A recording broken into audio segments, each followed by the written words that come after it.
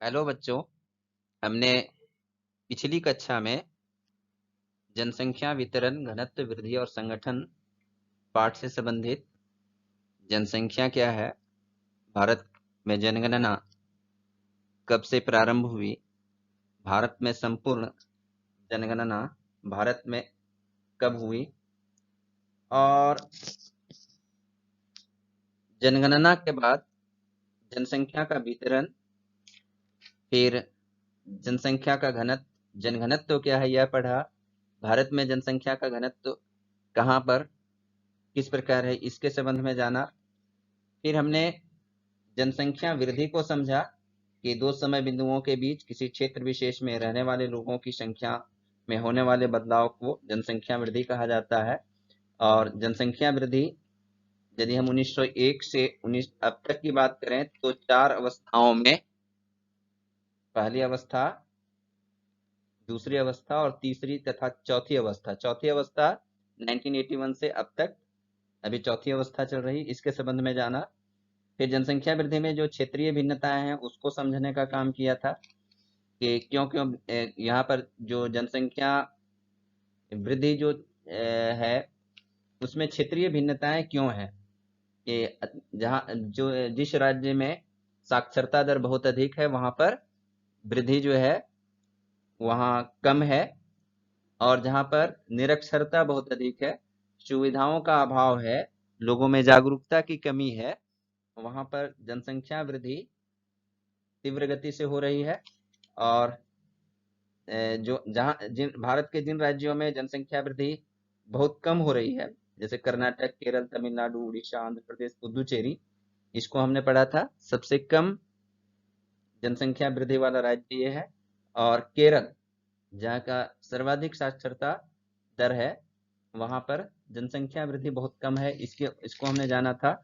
फिर जनसंख्या संगठन की बात आती है। जनसंख्या संगठन को हमने नहीं पढ़ा था, तो आज का पाठ है जनसंख्या संगठन।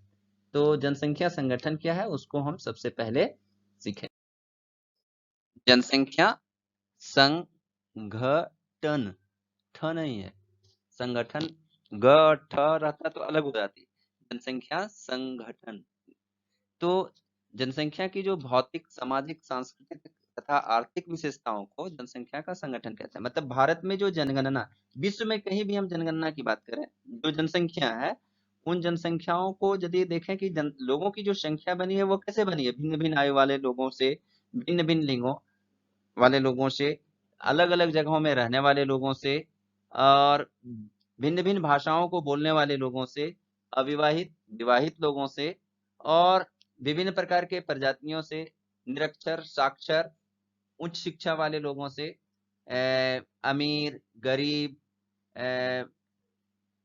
खेती करने वाले, पशु चराने वाले, सारे लोगों को लेकर के तब किसी का जनसंख्या बनता है। तो इस प्रकार हम यदि इसको देखें तो कि जो लोग हैं उनकी आयु, लिंग, निवास स्थान, भाषा, वैवाहिक स्थिति, मानव प्रजातीयता, साक्षरता, शिक्षा, व्यावसायिक संरचना, प्रमुख जनसंख्या के संगठन हैं। और यदि हम संगठन किसे कहते हैं कि जनसंख्या संगठन क्या है, तो जनसंख्या की भौतिक, सामाजिक, सांस्कृतिक तथा आर्थिक विशेषताओं को जनसंख्या का संगठन कहते हैं। भाषाई संगठन, भाषा के आधार पर यदि हम इंडिया को लेंगे कि भाषा के आधार पर भारत की जनसंख्या को देखेंगे तो भाषाएं जो है यहाँ पर अनेक हैं, और कुल मिलाकर के 179 भाषाएं यहाँ प्रचलित हैं, और जिसमें से 180 के लगभग जो भाषाएं हैं उसमें 544 बोलियां हैं। और इन भाषाओं में से 18 भाषाओं को अनुसूचित अनुसूचित किया गया है, और बहुत सी भाषाएं गैर अनुसूचित हैं। जो भाषाएं, हम यदि भाषा को देखने की बात करते हैं तो आप नोट पर देख सकते हैं कि विभिन्न प्रकार की भाषाएं छपी हुई होती हैं। हिंदी बोलने यहाँ पर बहुत सारे लोग हैं, हिंदी बोलने वाले हैं, अंग्रेजी बोलने वाले हैं, तमिल बोलने वाले हैं, गुजराती बोलने वाले हैं, ठीक है। बहुत सारी भाषाएं हैं जिसको लोग बोलते हैं। उसके आधार पर यदि हम लोग देखें तो भाषाई संगठन को देखते हैं तो ये जो सारी भाषाएं हैं इन भाषाओं को 4 भाषा परिवार से माना गया है। एक है भारतीय यूरोपीय आर्य भाषा, दूसरा है द्रविड़ भाषा, तीसरा है आस्ट्रिक भाषा परिवार, और चौथा है चीनी तिब्बती भाषा परिवार। ये भारतीय यूरोपीय आर्य भाषा परिवार जो है, इसके अंतर्गत हिंदी आती है, बंगला आता है और भी बहुत सारी भाषाएं आती हैं। और इन भाषाओं में यदि हम लोग लेते हैं तो भारतीय आर्य से संबंधित जितनी भाषाएं हैं, उर्दू भी इसके अंतर्गत आती है, दर्दी भी आती है, तो इसको इस कारण इंडो आर्य कहते हैं। भारत से बाहर केवल फारसी बोली जाती है, लेकिन उर्दू यहाँ बोली जाती है। दर्दी, भारतीय आर्य जो है, ये पूरे भारत में बोली जाती है और कुल जनसंख्या के लगभग 73% लोग जो है भारतीय यूरोपीय आर्य भाषा को बोलते हैं। इस प्रकार भारतीय यूरोपीय आर्य भाषा परिवार जो है, भारत के सबसे बड़े सबसे बड़ा भाषाई परिवार है। दूसरी जो बड़ा भाषा परिवार है वो है द्रविड़। द्रविड़ भाषा परिवार जो है, इसको बोलने वाले 20% लोग हैं और इसे तमिलनाडु, कर्नाटक, केरल, आंध्र प्रदेश, मध्य प्रदेश, उड़ीसा, महाराष्ट्र में बोला जाता है। और इसके अतिरिक्त बिहार, उड़ीसा, पश्चिम बंगाल और मध्य प्रदेश के कुछ अनुसूचित जनजाति के लोग बोलने का काम करते हैं। तो दूसरा जो सबसे बड़ा भाषा परिवार है वो है द्रविड़। तीसरा आस्ट्रिक है, जो आस्ट्रो एशियाई कहलाता है या आस्ट्रोनेशियन कहलाता है। ये जो 7 सिस्टर्स स्टेट्स हैं, मेघालय वगैरह वगैरह, जो असम है, अरुणाचल प्रदेश है, मणिपुर है, इन सारी जगहों पर, निकोबार जो द्वीप समूह है वहां पर, पश्चिम बंगाल का कुछ एरिया में, और ये बोली जाती है। उसके बाद है ये चीनी तिब्बती भाषा। इसको सबसे कम बोलने वाले लोग हैं। आस्ट्रिक भाषा जो है वह लगभग 1.5% है कुल जनसंख्या का, और चीनी तिब्बती भाषा जो है लगभग 1% है। जो चीनी तिब्बती नाम से ही पता चलता है कि चीन से, तिब्बत से, म्यांमार से जो भाषा आयातित हुआ है इंडिया में, उसको चीनी तिब्बती भाषा कहते हैं। तो चीनी तिब्बत से जो सीमा लगा हुआ, चीन और तिब्बत से जो सीमा लगा हुआ होगा, वहां पर इसको बोला जाएगा। तो ये जम्मू और कश्मीर, हिमाचल प्रदेश, सिक्किम, अरुणाचल प्रदेश, असम, नागालैंड, मणिपुर, मिजोरम, त्रिपुरा और मेघालय में इस भाषा को भाई लोग बोलने वाले हैं। और आगे यदि हम देखते हैं तो अगला जो संगठन है वह है धर्म के आधार पर। भारत विविधताओं का देश है। भारत में विभिन्न धर्मावलंबी स्वतंत्रता पूर्वक रहते हैं।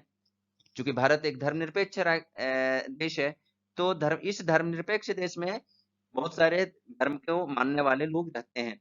इसमें से हिंदू, सनातन धर्म जिसको कहते हैं, सनातन धर्म को मानने वाले 80% लोग हैं। हिंदू धर्म मानने वाले हिंदू 80% है कुल जनसंख्या के, और इस्लाम धर्म मानने वाले मुस्लिम जो है वह 13% है, ईसाई 2% है, सिख लगभग 2% है, बौद्ध लगभग 1% है, जैन जो है लगभग आधा % है, और अन्य धर्मों को मानने वाले लगभग आधा % है।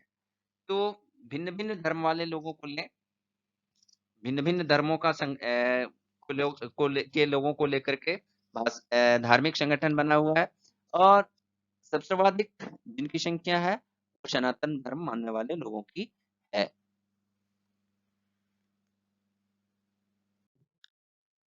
भारत के लोग जो हैं, या कहीं के लोग, अपने जीविकोपार्जन के लिए, जीवित रहने के लिए कुछ ना कुछ काम करते हैं, और उस काम को करने के बाद वो आय का सृजन करते हैं। आय का सृजन पैसे में भी हो सकता है, और सामानों में भी हो सकता है, अनाजों में भी हो सकता है, फसलों में भी हो सकता है, कई चीजों में हो सकता है। तो लोग जीविकोपार्जन के लिए जिन कार्यों को संपादित करते हैं उसे आर्थिक क्रियाकलाप कहते हैं। फिर इसको हम और फ्रेश करके यदि बात करें, तो आय सृजन करने के लिए जिन कामों को मनुष्य करते हैं उसे आर्थिक क्रियाकलाप कहते हैं। तो ये शब्दों के मकड़जाल में हम हो रहे हैं, बज रहे हैं। तो क्या है कि भाई, जो काम व्यक्ति जो करता है उसमें उसको परिश्रम करना पड़ता है, मतलब श्रम करना पड़ता है। तो जो परिश्रम करते हैं उसको परिश्रमी कहते हैं या श्रमिक कहते हैं। तो भारत में यदि हम भारत में श्रमिक संगठन की बात करें तो 3 तरह के श्रमिक माने हैं, मुख्य श्रमिक, सीमांत श्रमिक और अश्रमिक। मुख्य श्रमिक जो होते हैं, मुख्य श्रमिक वैसे श्रमिक कुल साल के 365 दिन में से जिसको 183 दिन काम करने के लिए मिल जाता है। 183 दिन कम से कम, 183 से अधिक दिन मिल गया और उसके एवज में उनको पारिश्रमिक मिलता है, मेहनताना मिलता है, पैसा मिल जाता है, मजदूरी का भुगतान हो जाता है। कितने दिनों का? 183 दिनों का। तो उसे मुख्य श्रमिक कहते हैं। भारत की कुल जनसंख्या का मात्र 39% लोग ही मुख्य श्रमिक हैं। अब सीमांत श्रमिक की बात आती है। वैसे श्रमिक जिन्हें साल भर में 183 दिन से कम काम मिलता है, मतलब उसको 183 दिन नहीं मिलता है, 181 दिन मिले, 180 दिन मिले, उससे नीचे 5 दिन मिले, 7 दिन मिले, उनको सीमांत श्रमिक कहते हैं। और सीमांत श्रमिक को 180 दिन 183 दिन से कम ही दिनों का पेमेंट होता है। ये जो है भारत की कुल जनसंख्या के 61% लोग हैं। 61% लोग सीमांत श्रमिक के तहत आते हैं। अभी तक हमने समझा कि मुख्य श्रमिक और सीमांत श्रमिक। अब कुछ ऐसे लोग हैं जिनको एक दिन भी काम नहीं मिलता है, एक दिन भी साल भर में उनकी काम करने के एवज में मजदूरी नहीं मिलती है, या उनको मैंने आय कहीं से नहीं है। तो सक्षम तो है वो, उनके पास क्षमता है, उनके पास योग्यता है, लेकिन उनको काम नहीं मिल पाता है। तो वो क्या करते हैं? अपने परिवार के अन्य सदस्य के ऊपर आश्रित होते हैं। वे जो व्यक्ति जो सक्षम है, जिनके पास योग्यता है, लेकिन और वह कार्य करने की इच्छा भी रखते हैं, लेकिन उनको काम नहीं मिल पा रहा है, वैसे लोगों को अश्रमिक कहा जाता है। वह उत्पादन से संबंधित किसी भी प्रकार का काम, आय सृजन से संबंधित किसी भी प्रकार का कार्य को नहीं कर पा रहे। ऐसे लोगों में प्रायः बेरोजगार लोग, युवा लोग, वृद्ध, बच्चे, ये सब आते हैं। क्योंकि इनके द्वारा किसी भी प्रकार का कोई आय सृजन का काम नहीं किया जाता है, इस कारण इसको अश्रमिक कहते हैं। और इसका परसेंटेज आपको जो बेरोजगारों का होगा, जो बच्चों का होगा, जो बूढ़ों का होगा, उससे निकलेगा। इसमें से तो ये है, ये भारत का श्रम संगठन के मामले में। तो श्रम संगठन मुख्य रूप से 2 ही हम लोग मानेंगे, एक मुख्य श्रमिक और दूसरा सीमांत श्रमिक।